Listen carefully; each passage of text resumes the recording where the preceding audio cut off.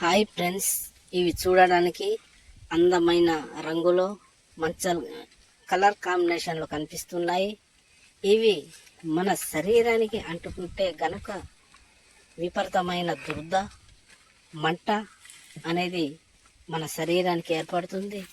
గనుక మనం పనిచేసే సమయంలో ఇవి మనం మీద పడకుండా జాగ్రత్తగా మనము మన పనిని ప్రారంభించుకొని మనం ముందుకెళ్ళాలి.